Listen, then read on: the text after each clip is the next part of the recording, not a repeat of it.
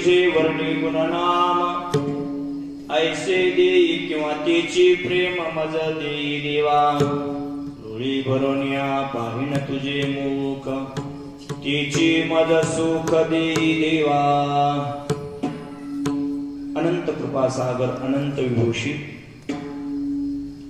संत श्रेष्ठ ज्ञानियांची राजयोगियांची माऊली अनाथाची माय ज्ञानोबा यांच्या दरबारामध्ये सकल गुणनिधान जगद्गुरु संत श्रेष्ठ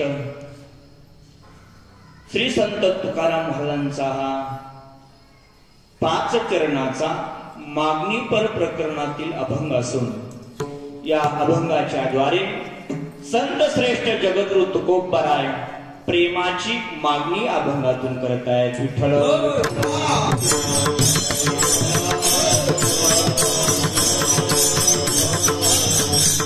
सेवेला प्रारंभ करण्यापूर्वी थोडासा परिहार देणं उचित आहे। प्रतिवर्षाप्रमाणे याही वर्षी श्री संत ज्ञानेश्वर माऊली ट्रस्टीच्या द्वारा गेली 33 वर्षापासून अनेक ठिकाणी वेगवेगळ्या जिल्ह्यामध्येच नाही तर वेगवेगळ्या प्रांतामध्ये वेगवेगळ्या राज्यामध्ये या संस्थांचे अध्यक्ष आणि माझे पितृतुल्य वसंतरावजी नागदे साहेब अर्थात बाबांच्या प्रेरणादायी आणि आनंददायी त्यांच्या उत्साहातून गेली 33 वर्षामध्ये हा 128वा नामसप्ताह आणि या नामसप्ताहातील आजची उपांत्य सेवा बाबांच्याच अर्थात या श्री संत ज्ञानेश्वर महाराज संस्थान ट्रस्टीचे जे आयोजक आहेत आयोजकाच्या माध्यमातून तुम्हा सर्व माझ्या मातापित्यांची सेवा करण्यासाठी आजचं हे शेवटचं पुष्प उपांत्य सेवा माझ्यासारख्या सामान्य बालकाकडे आलेली आहे। जशी साधू संतांची कृपा होईल तुम्हा सर्व माझ्या मातापित्यांचा असणारा आशीर्वाद मला मिळेल तसं मी सकाळच्या 9 वाजेपर्यंत असंच ना संध्याकाळच्या 8:30 पर्यंत मग तुम्ही सांगत नाही मी प्रयत्न करणारे 8:30 वाजेपर्यंत चिंतन करण्याचा। खरं तर आजचा हा दिवस माझ्या दृष्टिकोनातून अत्यंत महत्वाचा आहे अर्थात माझ्या भाग्याचा आहे। जरी आज तुम्हाला तुमची असणारी भूक पूर्ण होत नसेल तुमची इच्छा तृप्त होत नसेल पण आज वैकुंठामध्ये माझी मातोश्री अर्थात शारदाबाई वसंतराव नागदे आईसाहेबाला आनंद वाटत असेल की माझा असणारा भारत आणि माझ्या भारतनं मी साहेबांना सांगितलं होतं साहेब काहो आपल्या महाराजांचं आपल्या सप्त्यात कीर्तन असावं आणि आईसाहेबांची इच्छा म्हणून अनेक वेळेला आणि आताही साहेबांनी सांगितलं नाही महाराज ठीक आहे तुम्ही कधीतरी सेवा करत जाणार आणि मग आईसाहेबांना आज अत्यंत आनंद वाटत असेल आणि आईसाहेबांच्या या परंपरेतून खरं तर ही आजची सेवा माझ्या वाटेला आलेली आहे। जसं मातोश्रींची ज्ञानोबरायांची तुकोबरायांची श्रीगुरूंची कृपा होईल तुम्हा सर्व माझ्या उपस्थित असणाऱ्या मातेपित्यांची माझ्यावरती कृपा होईल तसं मी वेगवेगळ्या पद्धतीने चिंतन करण्याचा प्रयत्न करणार आहे। सर्वांचीच नावं घेणं आज खऱ्या अर्थाने माझ्या दृष्टिकोनातून योग्य आहे पण खरंच सांगतो कुणाचं तरी नाव राहणार आहे आज। त्याच्यामुळं तुम्ही सर्वजण बसल्याले माझ्यासाठी मग अगदी हरिद्वार क्षेत्रापासून ऋषिकेश पासून आलेले धाराशिव नगरीमधून सर्वजण आलेले येथून तिथपर्यंत आणि तिथून इथपर्यंत माझ्यासाठी बसलेल्यापैकी माझ्या बाजूला कुणी माझ्या संत मीराई आहेत माझी मुक्ताई आहे माझ्यासाठी ज्ञानाई आहे माझ्यासाठी महाराज सर्व तुम्ही संत माता आहात। इकडे बसलेल्या उजव्या साईडल्या माझ्यासाठी तुम्ही कुणी ज्ञानोबराय आहात कुणी तुकोबराय आहात म्हणजे ज्ञानदेव रचिला पाया आणि तुका झाला से कळस याच्यामध्ये तुम्ही सर्व संत महंत माझ्यासाठी आहात। उभा राहिलेल्यापैकी माझ्यासाठी हे पांडुरंगाप्रमाणे आहेत. कारण पांडुरंग आपला कसा आहे? उभा आहे. उभा राहिलेले सगळे माझ्यासाठी पांडुरंगाप्रमाणे आहेत. भगवंताच्या आणि तुम्हा सर्व माझ्या संत रूपी माता पित्यांच्या चरणावरती नतमस्तक होतो आणि थोडस चिंतन करण्याचा प्रयत्न करतो. हा अभंग सर्वांच्या पाठातला जरी नसला तर शब्द मात्र काय आहेत? परिचित आहेत. परिचित. कधी कधी काय असतं? शब्द परिचय असतात, कधी शब्दाचा अर्थ परिचय असतो, कधी कधी शब्दही परिचयाचा नसतो आणि कधी कधी अर्थही परिचयाचा नसतो. आणखी एक वाक्य सांगेल. कधी कधी माणसं शब्दाने जीवन जगतात, कधी कधी माणसं शब्दाच्या अर्थाने जीवन जगतात आणि कधी कधी त्या माणसाला जीवन जगत असताना मी कशासाठी जगतो हेही त्याला शब्दाने अर्थ कळत नाहीये. हे संतांचं जर चिंतन आपण बघितलं तर सगळेच संतांच्या चिंतनाप्रमाणे अर्थात शब्दाप्रमाणे, शब्द अलंकाराप्रमाणे, आणखी सोपं बोलू का कळणाऱ्यासाठी शब्द ब्रह्माप्रमाणे जीवन जगतीलच असं मात्र नाही. पण संतांची अक्षर जीवन जगण्यासाठी नाही तर जीवनामध्ये परमोच्च अवस्थेला प्राप्त होण्यासाठी संतांची ही अक्षर आहेत. या संतांच्या अक्षराच्या बाबतीमध्ये बोलत असताना ज्ञानोबांची एक ओवी आपल्या समोर ठेवतो. ज्ञानोबा म्हणतात की ते अक्षर नव्हती देखा ब्रह्म साम्राज्य दीपिका. म्हणजे ते जे संतांची अक्षर आहेत ते एक एक अक्षर म्हणजे ब्रह्म आहे. ब्रह्म. आता ब्रह्माच्या बाबतीमध्ये मला काहीच बोलता येत नाही. त्याला आहे म्हणून मी बोलता येत नाही आणि नाही म्हणूनही बोलता येत नाही. माझं चिंतन असं चाललेलं आहे. अशी जी संतांची अक्षर आहेत, संतांच्या अक्षराप्रमाणे जो जीवन आपल्या जीवनामध्ये जगतो त्याला परमोच्च अवस्थेला प्राप्त होता येतं. संतांची अक्षर संतांनी समाजाच्या कल्याणासाठी ग्रंथित केलेलं आहे. नव्हे संतांचं जीवन म्हणजेच जेव्हा समाजाचं कल्याण आहे. संतांचं जीवन जगत असताना संत महात्मे जगाच्या कल्याणा संतांच्या विभूती आणि देह कष्ट विधी परोपकारी त्याला संत म्हणतात. अर्थात अशा संतांमध्ये अनेक संत महात्मे आहेत. त्या संतांच्या बाबतीमध्ये आज मला थोडस वेगळं बोलायचं होतं, पण खऱ्या अर्थाने आज मी वेगळं का बोलू शकलो नाही त्याचं पहिलं कारण असं आहे की ज्या संतांचा आपण अभंग घेतलेला आहे त्या संतांना त्रिशतकोत्तर अमृत महोत्सव हे वर्ष असल्यामुळं तुकोबायांचा अभंग सोडून इतर चिंतन करणं आजच्या दृष्टिकोनातून मला योग्य वाटलं नाही. नसेल तर आज माझ्या समोर संत बहिणाबाईंचं जीवन तुम्हाला सांगण्याची इच्छा होती, पण ओघामध्ये मी बोलून जाईल. माझा विषय असा आहे की संत श्रेष्ठ तुकोबराय या अभंगामध्ये काय करतायत तर मागणी मागतायत. मागणीचं चिंतन तसं खूप गोड आहे. मागणी मागत असताना आपल्या जीवनामध्ये कधी कधी संत मागत असताना त्यांच्या साठीच मागतात असं मात्र नाहीये. आपण जर इतर जीवन बघितलं म्हणजे पशु पक्ष्यांच्या जीवनामध्ये मागणं हा विषय नाहीये. नीट ऐका.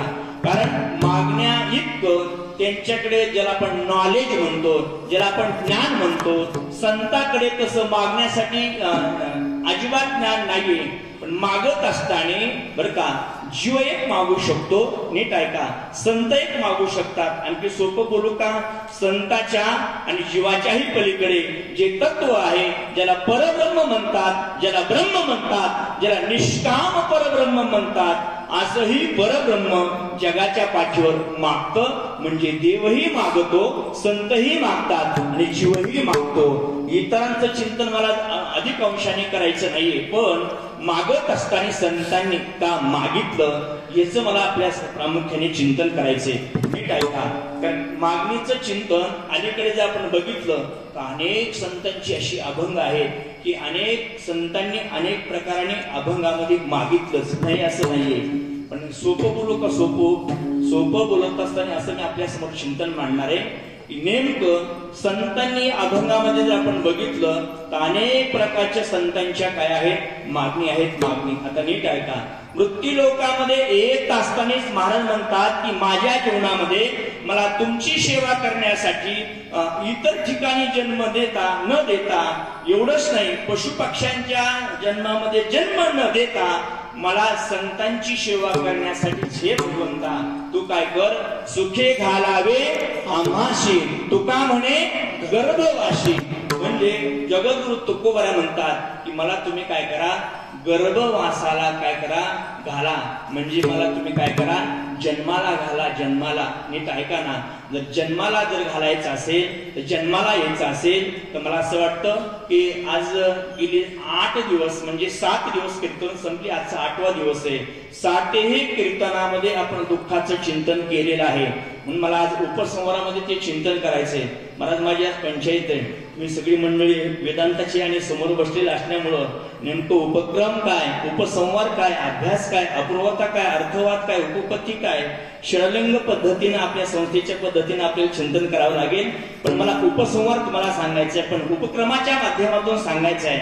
जीवनामध्ये प्रत्येक जण मागत असताना अनेक जण मागतात, पण सुखाची अपेक्षा करतात का दुःखाची अपेक्षा करतात? नीट ऐका.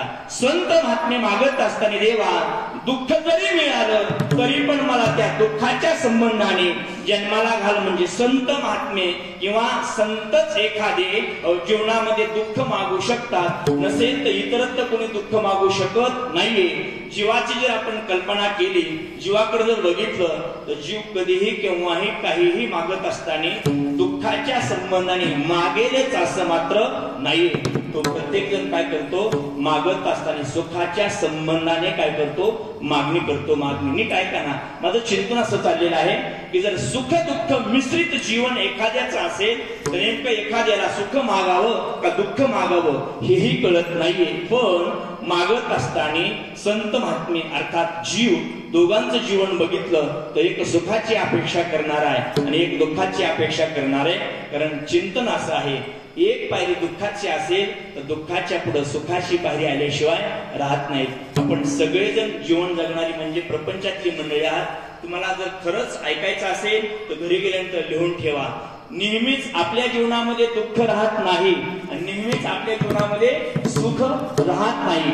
सुख गेल्याच्या नंतर काही कालावधीमध्ये दुःख आल्याशिवाय राहत नाही आणि दुःख गेल्याच्या नंतर पुन्हा सुख आल्याशिवाय राहत नाही. नीट ऐका, सुख दुःख मिश्रित जीवन त्याला म्हणायचं जीव. आता पुढे ऐका, मृत्यू लोकांमध्ये कुणी जरी आला, जीव जरी आला, संत महात्मे जरी आले आणि भगवान परमात्मा जरी आला, तरी त्याला मला दुःखच भोगावं लागतं. आणखी सोपं बोलू का, नवे देव असेल, संत असतील किंवा तो जीव असेल, आपल्याला म्हणावंच लागेल नाही त्यांचं जे असणारं कर्म आहे ते शिल्लक ते भोगूनच संपवावं लागतं. ज्ञानोबरायचे चिंतन पहा, अगे कर्मे जे उरावे ते सुख दुःख फळावे. पुढे का, तया ते भोगावया यावे देहाई का. पहिलं चिंतन करतो म्हणजे आपल्याला सोपं होईल.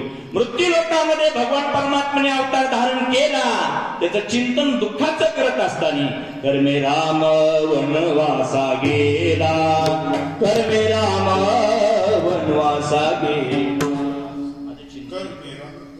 मला पुढे चिंतन नाही करायचं, फक्त दिग्दर्शन करायचं. काय म्हटलं मी, कर्मे राम वनवासा गेला. आता तो देव आहे का, संत आहे का, जीव आहे? देव आहे. पण देवाला सुद्धा वनवासाला जावं लागलं, याचा अर्थ आहे की वनवासाला गेल्याच्या नंतर तिथं काय महाराज सुखाच्या बाजा नव्हत्या. तिथं काय होतं महाराज, अरे जीवनामध्ये दुःखच दुःख आहे. मला हे चिंतन करायचंय की मृत्यू लोकांमध्ये जरी तो परमात्मा आला तरी मला दुःख भोगावं लागलं. मला एवढंच चिंतन करायचंय. पुढे ऐका, संत महात्मे जरी मृत्यू लोकांमध्ये आले तरी संतांना आतापर्यंत समाजाने सुख लागू दिलं नाही रे. आता जर तुम्ही आळंदीला गेलात किंवा तुम्ही जर ज्ञानोबरायांच्या नगरीमध्ये आळंदीला गेलात तर आता तुम्हाला 5-5, 6-6 तास बारीला लागावं लागतं. ज्ञानोबरायांचं दर्शन होत नाही. ऐका सज्जनांनो, ज्ञानोबरायांच्या असणाऱ्या समाधीवरती आता दह्या दुधाच्या घागरीने अभिषेक केला जातो रे सज्जनांनो, ऐका. पण त्यावेळेला जोळीतलं पीठ सुद्धा मिळू दिलं नाही या समाजाने. अरे त्या ज्ञानोबरांना एवढा त्रास दिला. सांगू तुम्हाला, ज्ञानोबरांचा जर त्रास आपण बघितला ना तर मृत्यू लोकामध्ये आपल्या जीवनामध्ये आपण देखील जीवन जगू शकत नाहीत. ज्ञानोबरांचं जीवन बघितलं तर ज्ञानोबरा या समाजाला कळाले नाहीत रे. अरे संत नाथ महाराजांच्या अंगावरती येऊन थुंकल्यानंतर त्यांना आनंद वाटला का? नाही हो. माझं चिंतन असं चाललंय की त्यांच्यापासून जे होणारं दुःख आहे, संत हे अशी वृत्ती आहे, संत महात्म्याचं असे जीवन आहे, सुख दुःखाच्या पलीकडे ज्याची वृत्ती असते त्यालाच संत म्हणतात. आणि संतांचं जीवन म्हणजे एका वासुदेवामध्ये संतांचं चिंतन केले आहे. सुख दुःख समान सकळ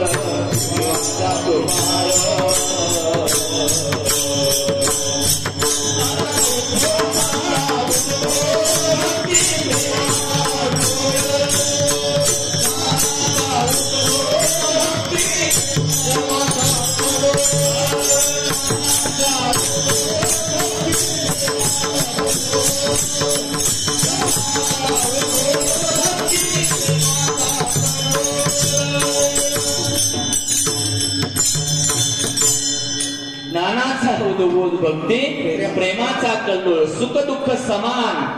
सुख आणि दुःख त्यांच्या जीवनामध्ये त्याला मला थारा नाही. सुखही तेवढंच किमतीचं आणि दुःखही तेवढ्याच किमतीचं. नीट ऐका, माझं चिंतन असं चाललेलं आहे. मला संत आणि परमात्म्याच्या मृत्यू लोकामध्ये आल्यानंतर दुःखाचं चिंतन केलेलंच आहे. नीट ऐका, जीवाच्या बाबतीमध्ये मला दुःख किती आहेत सांगूच नाही. अनेक दुःखे सांगू किती म्हटलंय, किती सांगायचं? दुःख सांगता येत नाही. काही गोष्टी अशा आहेत मृत्यू लोकामध्ये त्या सांगताच येत नाहीत. आणखी सोपं बोलू का? सोपं तुम्हाला कळण्यासाठी बरेचशी मंडळी पंढरपूरला न जाता अनेक ठिकाणी जातात. नीट ऐका बरं का, दुःखाचं चिंतन चाललेलं आपलं. आणि मग ज्यावेळेला आम्ही शिर्डीला जातो, बरोबर आहे ना, शिर्डीला गेल्याच्या नंतर ज्यावेळेला साईबाबांचं जीवन सांगत असताना त्यांनी महाराज दिपोळीला दिवा लावत असताना साधी वात मिळू दिली नाही रे, साधी तेल मिळू दिले नाही, एक थेंब मिळू दिले नाही. पण आता महाराज दिपोळीला जर तुम्ही गेलात ना शिर्डीला तर हजारो दिवे साईबाबांच्या नावावरती लावले जातात. याचा अर्थ असा आहे की मृत्यू लोकांमध्ये कुणीही कुणाला सुख लागू दिलं नाही. याचा अर्थ असा आहे की दुःखच आहे. दुःख एवढंच नाही महाराज, कबीरदासांचं चिंतन असं आहे, जो तुम्ही मृत्यू लोकांमध्ये बघाल, कशाने? डोळ्याने, नेत्रेंद्रियाने बघाल, तो मनुष्य तुम्हाला असा दिसेल, जो देखे सो दुखिया बाबा. कोण देखे सो? काय म्हटलंय? जो बघाल तो. महाराज तो कसा आहे? दुःखीचे दुःखी. तुकोबाराचे प्रमाण इतके कठीण आहेत महाराज, ते जर म्हटले तर लोक म्हणतील महाराज तुम्हाला हेच प्रमाण म्हणायला वेळ मिळाला होता का? दुसरी प्रमाण नाहीत का? महाराजांनी दुःखाचं चिंतन करत असताना असं चिंतन केलं. फक्त दृष्टांत सांगतो. ती जी गौरी असते का, गौरी माहिती तुम्हाला? ती गौरी महाराज म्हणतात की सदा त्याच्या तोंडावरती दिसते. कशावरती दिसते? तोंडावरती. दुःखाचं चिंतन आहे, पण त्याला सुखाचा लवलेश नाहीच मिळत. आणखी एक प्रमाण सांगू का तुमच्या लक्षात येईल? मग सुखासाठी मनुष्य नेहमी काय करतो? सुखाला गी करशी तळमळ करी तू पंढरीसे जाये कवेळ, मग तू अवघाची सुख रूप होसी. माझं चिंतन असं चाललंय, मला पुढं दुःख सांगायचंय पण मला आता पुढं चिंतन करायचं असं इथे वेळ अधिक मी घेणार नाही. मला लवकरच थांबायचं. नीट ऐका, म्हणजे मृत्यू लोकामध्ये तिघांनी जरी आलं तरी मला दुःख हे प्रत्येकाच्या जीवनामध्ये निश्चितपणे काय होतं? प्राप्तच होतं. नीट ऐका, जर आपल्याला दुःखच नकोय, एका सद्ग्रस्ताने महाराज कबीरदासाकडे गेल्याच्या नंतर सांगितलं, महाराज अहो आम्ही दुःखाचं चिंतन वेगवेगळं ऐकलं, सांगितलं, आम्ही ऐकलं, सांगा ना, जर आमच्या जीवनामध्ये आम्हाला दुःखच नकोय तर नेमकं आम्ही काय केलं पाहिजे?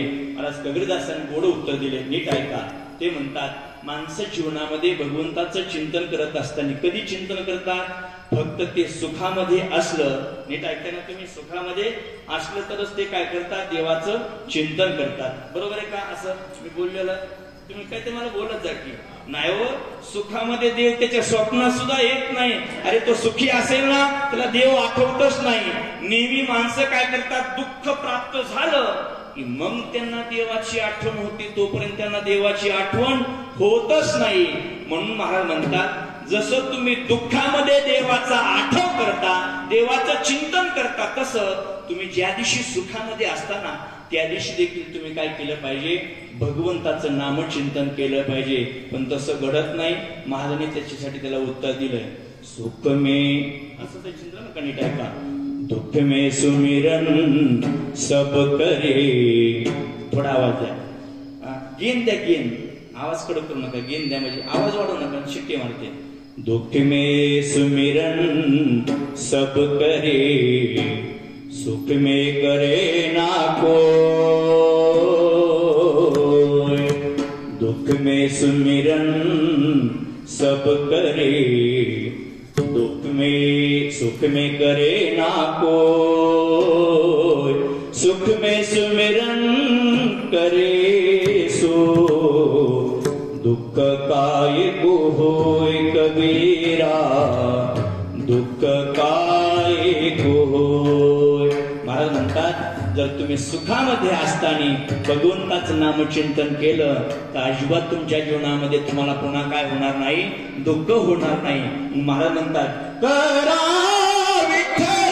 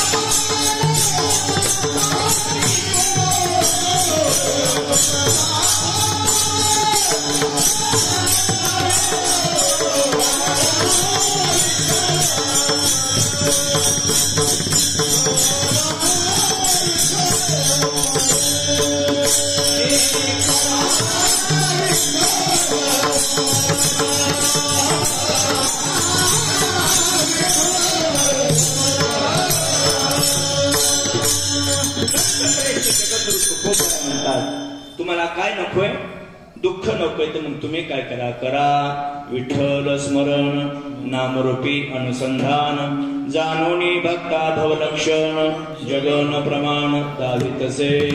महाराज, दुःख जाईलच असं मात्र नाही, दुःख मिळणार नाही असं नाही. महाराज, खूप मोठा संवाद आहे, पण 2 मिनिटात सांगण्याचा प्रयत्न करतो. एकदा नेमकं काय झालं, व्यासांना दुःख झालं. कुणाला दुःख झालं, व्यासांना. व्यास दुःखी. आणि मग व्यासांना दुःख झाल्याच्या नंतर जो भ्रमंती करणारा भगवंताचं नामचिंतन करत असताना जो एक भक्त आहे, तो भक्त भगवंताचं नामचिंतन करत करत निघाला. आणि नामचिंतन करत करत महाराज तो व्यासांच्या जवळ गेला. एकदम व्यासांनी नारदांना बघितलं आणि नारदांनी व्यासांना बघितलं. नारायण नारायण नारायण. आणि मग व्यासाने सांगितलं, ओ महर्षी, थांबा थांबा, नका जाऊ, जरा थांबा ना. आणि मग थांबा ना म्हटल्याच्या नंतर, अहो तुम्ही थांबा म्हणण्याच्या अगोदर मी थांबणार होतो, पण तुमचा चेहरा बघितल्यानंतरच माझ्या लक्षात आलं की नेमकं तुम्हाला काहीतरी दुःख आहे. खूप मोठा संवाद आहे, पण मला वेळ घ्यायचा नाही. शेवटचा प्रसंग सांगतो, आपल्या लक्षात येईल. मग नारदाने सांगितलं, महर्षी, अहो तुम्हीच दुःखी आहेत याच्यात नवल नाही, मी सुद्धा खूप दुःखी आहे. सांगू तुम्हाला, माझ्या जीवनामध्ये त्या दिवशी प्रसंग असा घडला, मी आनंदाने भगवंताचं नामचिंतन करत होतो, मृत्यू लोकात नाही, मग पाताळात का, मग कुठं नेमकं. त्यांनी सांगितलं, व्यास महर्षी, देवलोकात होतो, देवलोकात. आणि मग देवलोकात आनंदाने भगवंताचं नामचिंतन करत असताना मात्र थोडी माझ्याकडून हायगई झाली आणि छोटीशी चूक घडली. आणि नको ते वेळेला मी नको ते असणारे गाणं म्हटलं आणि मग त्याचा परिणाम असा झाला, मला शाप दिला. शापाचा परिणाम मृत्यू लोकांमध्ये मला दाशीपुत्र म्हणून जन्माला यावं लागलं. नीट ऐकावर का. आणि मग दाशीपुत्र म्हणून मी जन्माला आलो आणि योगायोगाने मी जीवन जगत असताना ज्या मातेच्या पोटी मी जन्म घेतला ना, ती माता माझी अगदी मला 6 महिन्याचा असतानाच योगायोगाने माझ्या जीवनामध्ये माझ्या आईला एवढा त्रास दिला, एवढं दुःख दिलं. नीट ऐका, कुणी दिलं? नारदांनी सांगितलं, दुसऱ्याने दिलं नाही. दिलं कोणी? माझ्याच असणाऱ्या आजीनी आणि माझ्या आजोबाने दुःख दिलं. ऐका, खूप प्रसंग सुंदर आहे. आणि मग त्यावेळेला इतका त्रास दिला ना, नारद म्हणतात व्यासांना, माझ्या आईला योगायोगाने त्रास देत असताना अशा वेळेला माझ्या वडिलांना मृत्यू आला व मी अगदी 6 महिन्याचाच होतो. माझे वडील मृत्यू पावले आणि त्यावेळेला माझ्या आजीने सांगितलं, का ग तुझ्यामुळंच माझा असणारा हा मुलगा गेला. आणि मग माझ्या असणाऱ्या आजीने काय केलं, माझ्या आईला आणि मला दोघांना घराच्या बाहेर हाकलून दिलं. आणि मग त्यावेळेला मी आणि माझी आई बाहेर आलो. बाहेर आल्याच्या नंतर कुठे राहावं, राहता येईना. आणि अशा वेळेला नारद महर्षी सांगू लागले व्यासांना. व्यास म्हणतात, नारदा नेमकं पुढं काय झालं, गावातही माझ्या आजीने आणि आजोबांनी आम्हाला राहू दिलं नाही. अशा वेळेला आम्ही गाव सोडलं, परगावामध्ये आम्ही जाऊन राहिलो.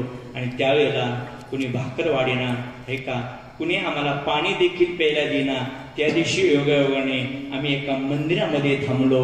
आणि मंदिरामध्ये थांबल्याच्या नंतर कर्मधर्म संयोगाने तिथं काय चाललेलं होतं, तर तिथं त्या ठिकाणी चातुर्मासाचे दिवस होते. एक महाराज प्रवचन करत होते. योगायोगाने माझ्या आईला काम मिळालं. आणि कसे तरी 3.5 महिने गेल्याच्या नंतर बऱ्याच वेळेला मला छंद लागला. त्या भगवंताचं नामचिंतन ते सांगत होते, मी ऐकत होतो. नामचिंतन सांगत होते, मी ऐकत होतो. पण आईकडे बघण्याची सगळ्यांची दृष्टी बदलली होती. आई मला अगदी जवळ घ्यायची, सांगायची, नारदा अरे तूच माझा आश्रय आहेस, तुझ्याशिवाय मला कोणी नाही. नारदा बाहेर कुठे खेळू नको, बाहेर कुठे जाऊ नको. आणि अशा वेळेला चातुर्मास संपले.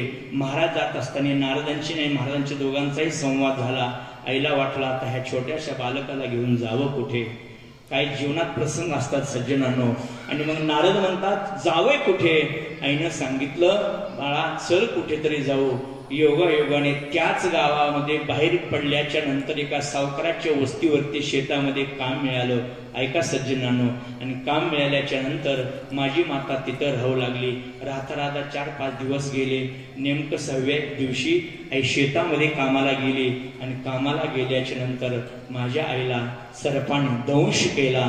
आणि माझी आई तिथंच मृत्यू पावली. आणि मग आई येत नाही. सायंकाळची वेळ झाली, 7 वाजले, 8 वाजले. आईची मी वाट पाहतो, आई केव्हा येईल, आई येत नाहीये.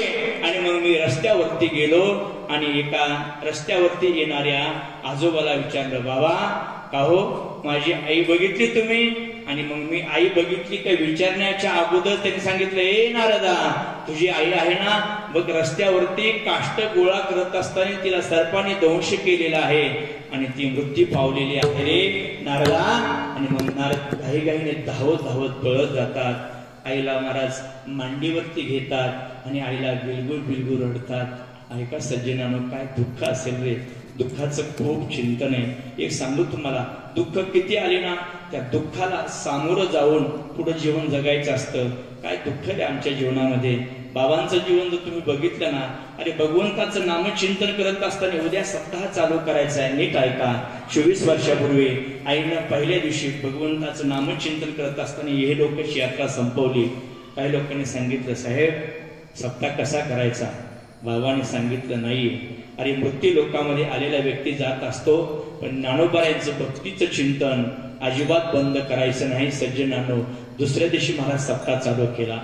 काही दिवस जातात माझ्या मातोश्रीनं अर्थात शारदाबाई वसंतराव नागले साहेब आईसाहेब यांनी महाराज आपलं असणारं जीवन संपवलं. महाराज ऐका ना, काय गोड प्रसंग आहे. अरे जीवन जगत असताना साधू ओळखावा मरण कधी येतं महाराज त्यावेळेला समजावं तो साधू आहे. आईसाहेबांनी कार्तिक वद्य एकादशीच्या दिवशी महाराज आपलं जीवन ज्ञानोबा यांच्या चरणी समर्पित केलं. काय भाग्यवान माता असेल रे. दुःख आहे त्यांच्या जीवनामध्ये, भगवंताच्या चरणाजवळ त्या जाऊन पोहोचल्या. त्यांच्या संबंधाने आमच्या जीवनात दुःख आहे, नाही असं नाहीये. काही दिवस जातात आमच्या भैयासाहेबांना भगवंतांनी महाराज जवळ केलं.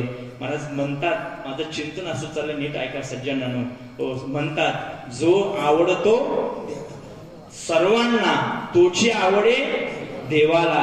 कदाचित हे असे असेल. मी दुःखाचं चिंतन करतोय. महाराज त्यांनी ही लोकेची यात्रा संपवली. पण महाराज भगवंताचं नामचिंतन नाही थांबवलं रे. काय महाराज भगवंताच्या नामचिंतनामध्ये ताकद असेल. सांगू तुम्हाला, हे सगळं दुःख सहन करण्याची शक्ती फक्त बाबाकडेच आहे, हे असं दुसरं कोणी दुःख सहन करू शकत नाही. कारण हे आईचं अंतःकरण नाही, हे ज्ञानोबरायांचं अंतःकरण आहे. सांगू तुम्हाला, माझ्या जीवनामध्ये तुकोबराय ज्ञानोबराय मी पाहितले का नाही मला माहित नाही, मी अभ्यासले का नाही मला माहित नाही, पण ज्ञानोबरायचं अंतःकरण कसे असेल तर नागदी साहेबांच्या अंतःकरणासारखं ज्ञानेश्वर महाराजांचं अंतःकरण असेल. जगाच्या कल्याणा संतांच्या विभूती सप्ताह बंद नाही झाला पाहिजे. साहेबांची एकच इच्छा, देवा हा सप्ताह पुढे कसा चालेल. माझा विषय असा चाललाय, दुःख येत असतं रे महाराज. सांगतो तुम्हाला, अरे भगवंताची किती भक्ती करा. बोधले महाराजांच्या दिल्लीमध्ये ज्या काकडे परिवारांची नेहमी दरवर्षी काय असते महाराज, ट्रक असते, त्यांच्या जीवनात एक प्रसंग येऊन गेला. छोटस बालक या रस्त्यावरून तिकडे जात होतं, आपल्या दत्ता काकड्यांची मुलगी महाराज ऍक्सिडेंट झाला, गेली महाराज ती कन्या परमात्म्याच्या स्वरूपाला. मी का सांगतो, दुःख येत असतं पण त्याच्यातूनही परमात्म्याचं चिंतन नाही सोडायचं. कोरोनाचा प्रसंग, ज्या बागल परिवाराने ज्ञानेश्वर मंदिराच्या माध्यमातून अनेक वर्ष सप्ताह चालवला आणि सांगितलं होतं आपल्या पत्नीला, अशोक बागल आणि माधुरी मी आता लगेच जाऊन येतो, पण सांगू तुम्हाला भगवंताच्या स्वरूपाला प्राप्त झाले, पण त्यांनी सप्ताह बंद केला नाही. आजही भगवंताचं नामचिंतन चाललेलं आहे. दुःख येत असतं, दुःखाला त्याला वाचा फोडून पुढं जीवन जगायचं असतं. तो परमात्मा आपल्या शक्ती आणि ताकद देत असतो. मी विषय एवढ्यासाठी तुमच्या समोर चिंतन मांडले की हे सगळं तुम्ही डोळ्यांनी बघितलेलं आहे. आणि या दुःखाचं चिंतन करत असताना महाराज ते असणारे नारद महर्षी म्हणतायत की त्या माझ्या आईला सोडून मला कुठं जाता येत नाही. शेवटी नारदाने आपल्या आईचा अंत्यविधी केला. आणि शेवटचा प्रसंग सांगतो, नारदांना वाटलं आता कुठं राहावं. नारद महर्षी गंगेच्या तीरावरती गेले आणि त्रिकाल संध्या करून परमात्म्याचं नामचिंतन करत असताना नारदाने आपला तोही देह परमात्म्याच्या चिंतनामध्ये विलीन केला आणि पुन्हा नारदांना जन्म प्राप्त झाला. आणि ते नारद महर्षी व्यासांना सांगतात, व्यास महर्षी तुम्ही जीवनामध्ये आतापर्यंत सर्व काही केलं, आता नीट ऐका, काय काय केलं. तुम्ही 4 वेद केले, ऋग्वेद, यजुर्वेद, सामवेद, अथर्ववेद केला. एवढंच नाही, तुमच्या माध्यमातून महाराज हे 6 शास्त्र तयार झाले. शास्त्रच नाही तर 17 पुराण झाले. मधोयम, भदोयम, भत्रयम, मोठेत्रयम, नालिम, पांगणी पुराणाने पुष्कम वारडमे वच, हे 18 पुराणाचं चिंतन केलं. फक्त तुम्ही एकच करा, त्या चिंतनामध्ये आता कुठंतरी प्रेमाचा प्रवेश कमी आहे, कुठंतरी भक्तीचं चिंतन कमी आहे. म्हणून तुम्ही काय करा, सर्वस्वाने परमात्म्याला सर्वस्व अर्पण करा. तुमच्या जीवनामध्ये जो असणारा देह आहे, देहभावाच्या संबंधाने तुमचं जीवन तुम्ही काय करा, समर्पित करा. महाराजांनी अभंगाच्या शेवटच्या चरणामध्ये सांगितलेलं आहे. महाराज म्हणतात, तुका म्हणे माझा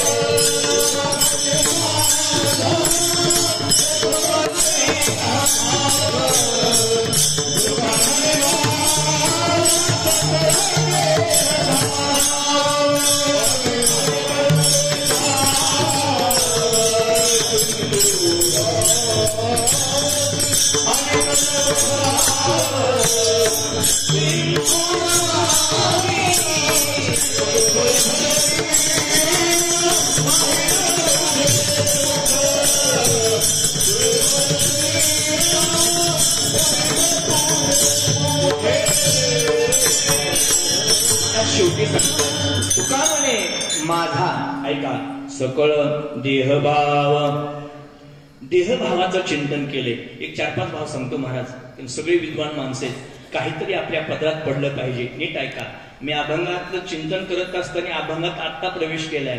आतापर्यंत अभंगात प्रवेश केलेला नाही, मला पुढे चिंतन करायचंय आणि मी वेळेत चिंतन करणार आहे. 9:20 झाल्यात. बाबाने तसं मला 10 मिनिटं वेळ दिल्यामुळं थोडस पुढे चिंतन करणार आहे. नीट ऐका, सकळ देहभाव काय सांगितला तुम्हाला, देहभाव सांगितलाय. अनेक प्रकारचे भाव संत वाङ्मयामध्ये आलेले आहेत. आता नुसते नावं सांगतो, कोणता कोणता भाव आहे ऐका.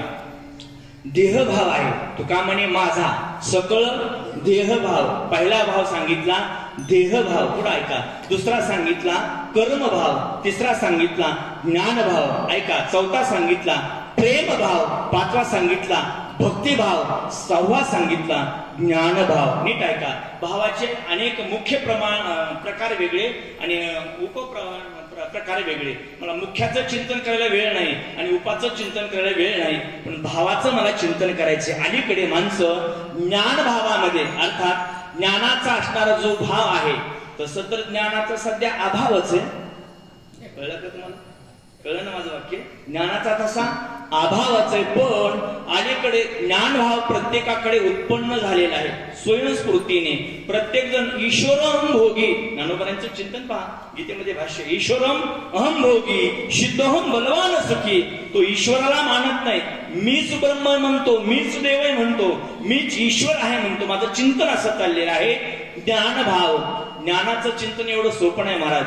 त्याच्यामध्ये ज्ञानाचं चिंतन करत असताना सामान्य ज्ञान वेगळं, विशेष ज्ञान वेगळं बरं का, सामान्य असामान्य बरं का, परोक्ष अपरोक्ष हे ज्ञानाचं चिंतन आहे. त्याच्यामध्ये दृढ अपरोक्ष ज्ञानाचं चिंतन आहे. जाऊ द्या, मला विषय असा चिंतन करायचं आपल्या समोर की ज्ञानभाव जो आहे, ज्ञानभावाचं चिंतन करत असताना अनेक पद्धतीनं चिंतन केलेलं आहे. त्याच्यामध्ये तर ज्ञानभावाचं चिंतन केलं तर अलीकडे ज्ञानी राहिलेलं नाही कुणी.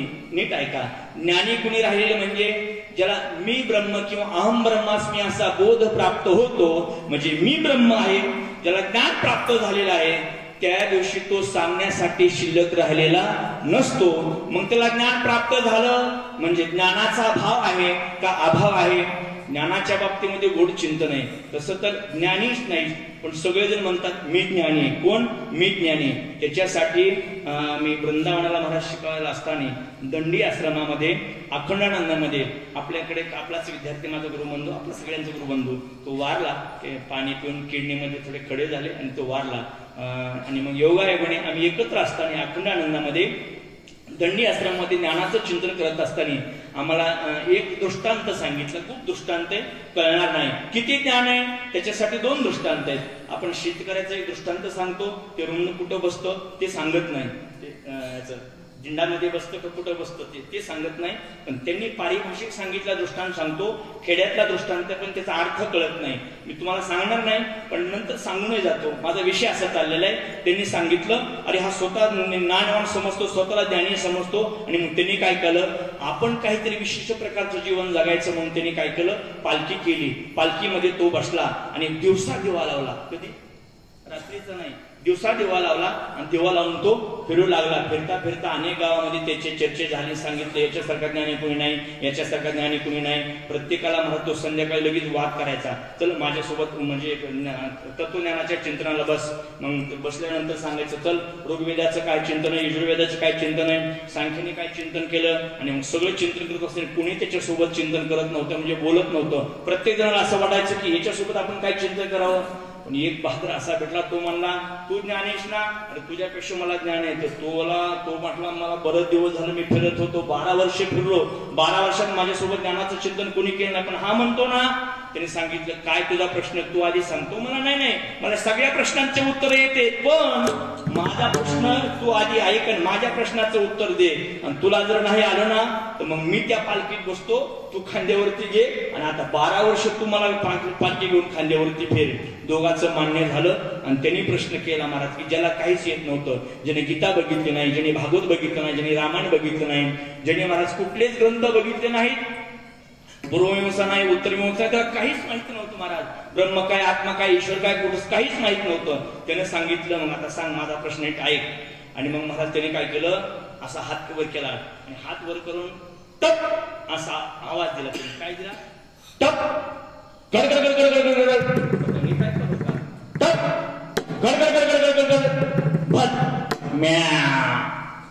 संपला प्रश्न.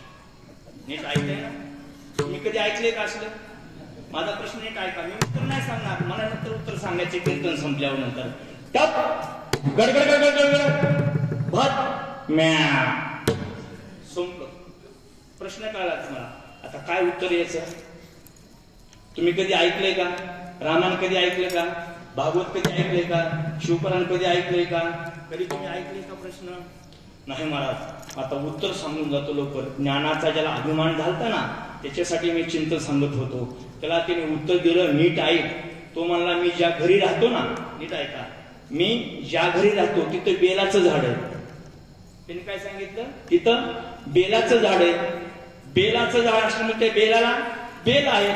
माझं घर पत्र्याचं आहे. कशाचं? माझं घर पत्र्याचं आहे. ते बेल पडला त्या पत्र्यावर की टप म्हणे वाजायचं. आता टप म्हणे वाजायचं म्हणते महाराज तिथं थांबते का बेल, गडगड गडगड करते खाली आलं.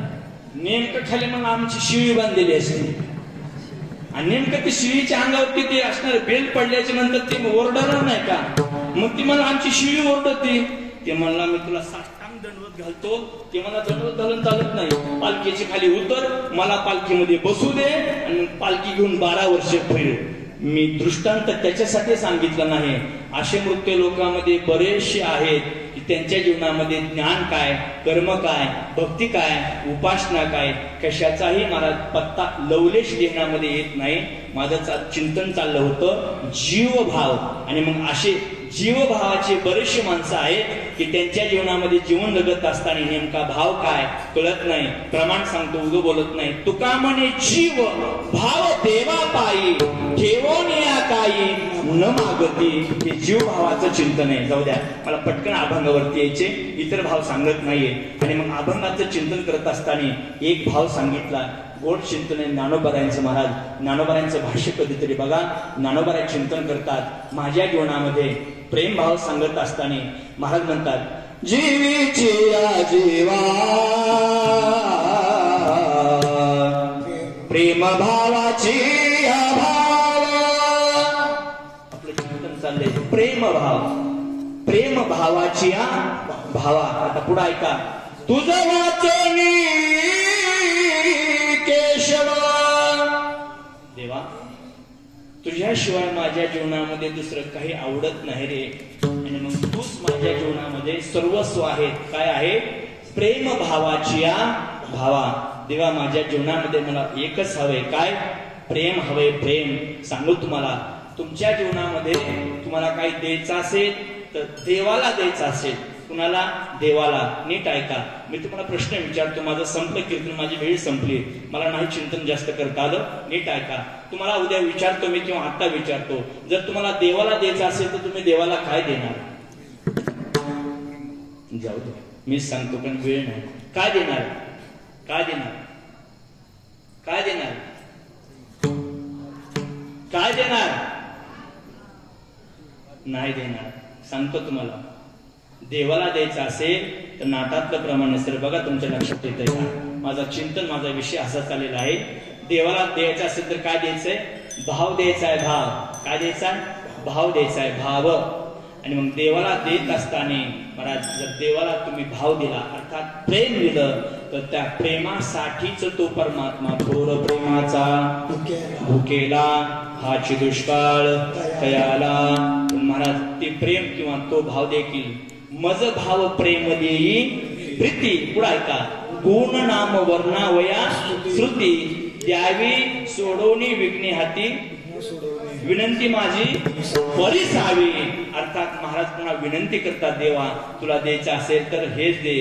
देवा कारणे भावत स्मात द्यावे न लगे फार सेवित झाले एकचित्त तरी भवूत एवढ्यासाठी नका करो वाता हात गा. मग काय करायचंय? महाराजांनी सांगितलं फक्त एकच करा, राम राम स्मरा. काय म्हटलंय? राम राम स्मरा. राम राम चिंतन करा. जर तुम्ही राम राम चिंतन नाही केलं, निवांत वेळ घातला तर महाराजांनी सांगितलं मग महाराज काय करा, तुमच्या जीवनामध्ये काहीच अर्थ राहणार नाही. राम राम स्मरा धीरे लाहो करा घाट घाला कुळबंदी सांडा वाहू घ्या उपाधी लक्ष लावू निराहा गोविंदिगा. माझं चिंतन असं चाललं होतं की देवा कारणे भाव तस्मात. देवाला तुम्हाला द्यायचा असेल तर भावच दिला पाहिजे. भावाशिवाय देव तुम्हाला काही मागत नाही. म्हणून मला तो परमात्मा तुमच्याकडे तेव्हाच येतो, तुमच्याकडेही भाव असला पाहिजे. म्हणजे तुमचा भाव आणि त्याचा भाव एक झाला की भाऊ भाऊला मिळाला, म्हणजे प्रेम प्रेमाला मिळालं. पण प्रेम प्रीतीचे हे बांधले, कारण ते तुटे नाही केले. माझं चिंतन असं चाललंय, ते तुटत नाही प्रेमाशिवाय आणि जुटत नाही प्रेमाशिवाय. ते तोडलं जातं, ते प्रेमाने तोडलं जातं आणि जोडलं जातं ते प्रेमाने जोडलं जातं. प्रेमाशिवाय या जीवनामध्ये दुसरं काही नाहीये. म्हणून तो परमात्मा महाराज जर आपल्याकडे आला तर असं गृहीत धरा, आपल्याकडे त्याच्या संबंधाने प्रेम असलं पाहिजे. प्रेम काय महाराज, एक दिवस होणार आहे, त्या दिवसामध्ये प्रत्येक जण त्या परमात्म्याचं चिंतन करायचं. माझी वेळ संपली, नीट ऐका. प्रत्येक जण म्हणायचे माझ्या झोपडीत तो परमात्मा आला पाहिजे. पूर्वी एक कविता होती बरं का बाई, असं काय होती कविता, या झोपडीत माझ्या राजा सजीव महाली, ही सर्व प्राप्त झाली. मी दुसरीला असतानाच सांगतो मी तुम्हाला, किती आनंदी आनंद, किती आनंदी आनंद, या झोपडीत माझ्या, या झोपडीत आधुनी वळी पडावे, ताऱ्याकडे पाहावे, भुमीवरी पडावे, आकाश पाहतावे, ताऱ्याकडे पाहावे,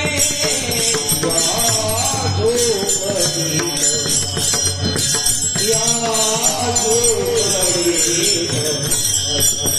झोपडीत, माझं चिंतन असं चाललेलं आहे. हे तर मी तुम्हाला अगदी 25 नाही 30 वर्षापूर्वीच सांगितलं, पण गेल्या वर्षीच सांगतो तुम्हाला.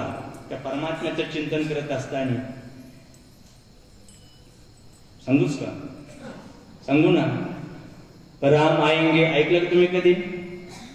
मेरे झोपड़ी के बाग आज खुल जाएंगे, राम आएंगे.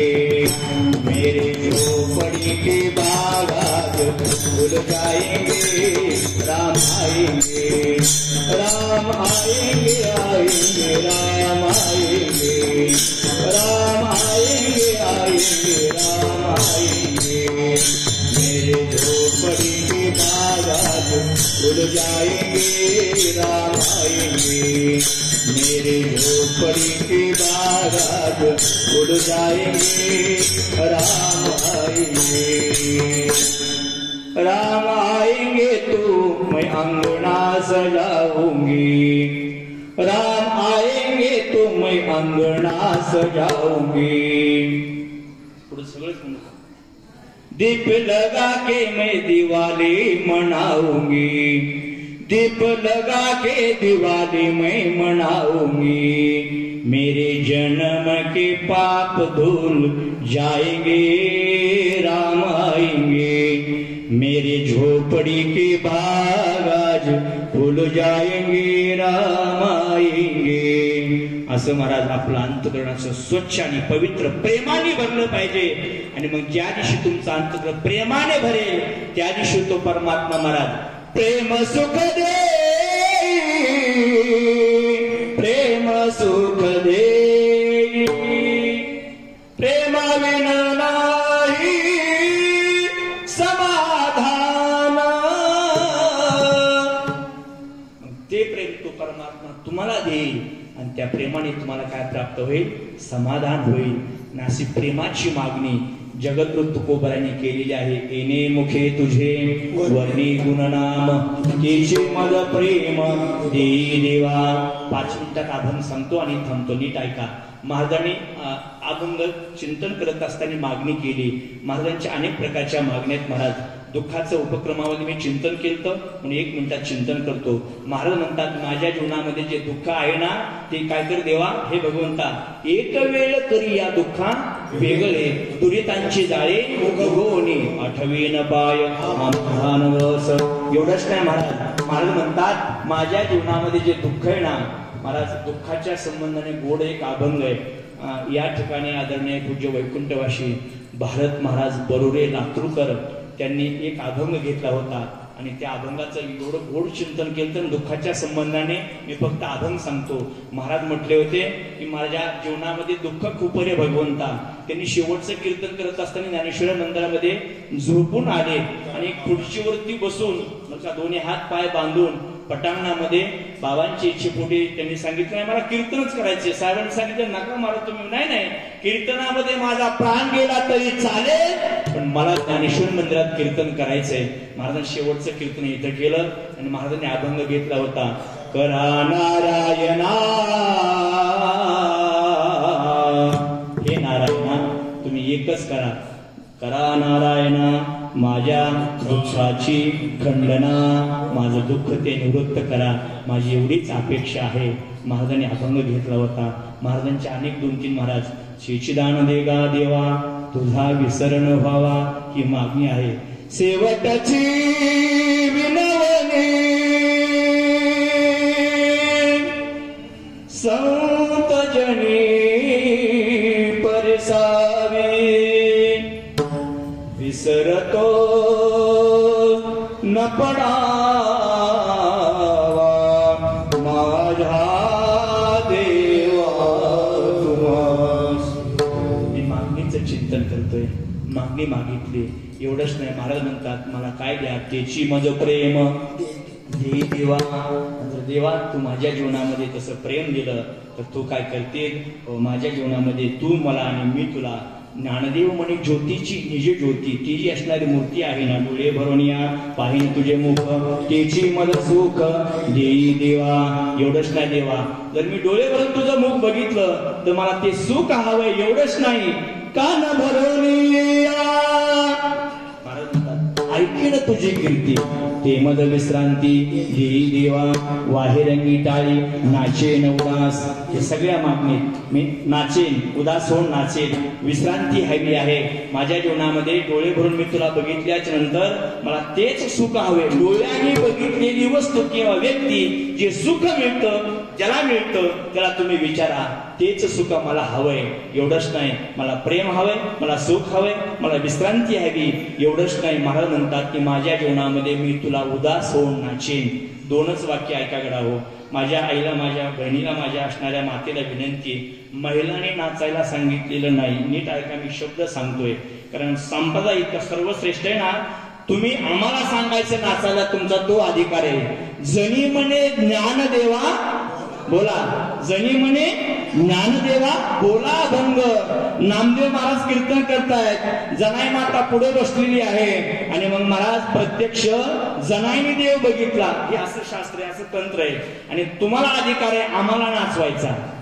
कळलं का तुम्हाला? नाही कळलं नाही. तुम्हाला अधिकार आहे तुम्ही सांगायचं यांना नाचायचं. पण वारकरी संप्रदायामध्ये महाराज मीराईचं स्वतंत्र चिंतन आहे. मीरा नाची रे मीरा नाची पग घुंगरू बांध मीरा नाची रे मीरा नाची. तिचं स्वतंत्र चिंतन आहे. मीराच्या अधिकाराचे आपले नाहीत. माझा विषय असा चाललाय की महाराज राजेंद्रजी दास तुम्ही आपल्याकडले त्यांच्या मुखातले एक वाक्य आहे.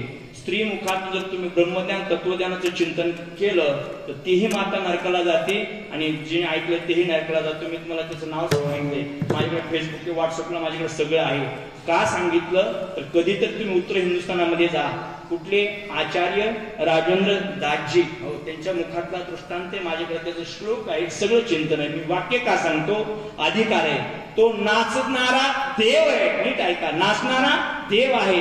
महाराज म्हणतात गाये नाचे उडे आपुलिया छंदे मनाची आनंदे आवडीने. आणि शेवटी महाराज म्हणतात देवा आता कुठंतरी बोलत असताना काहीतरी शिल्लक राहील त्याच्यापेक्षा सकल म्हणजे सर्व तुका म्हणे माझा सकल देह भाव. सकल म्हटलं की ते सर्व आलं काही शिल्लक राहिलेलं नाही. आणि मग हाती के पाव में सबके पाव या न्यायाने संत महात्म्याने मागत असताना भगवंताला मागितलं देवा याच्यापेक्षा माझी दुसरी कुठली इच्छा नाही. 3 मिनिटं राहिले. 3 मिनिटांमध्ये सेवा संपवतो आणि नंतर 9 पर्यंत कुणी उठायचं नाही.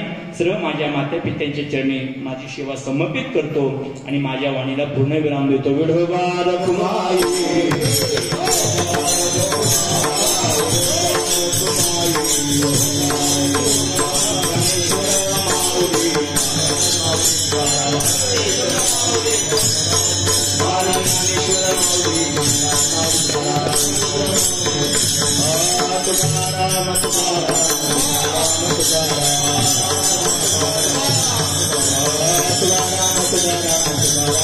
तुकाराम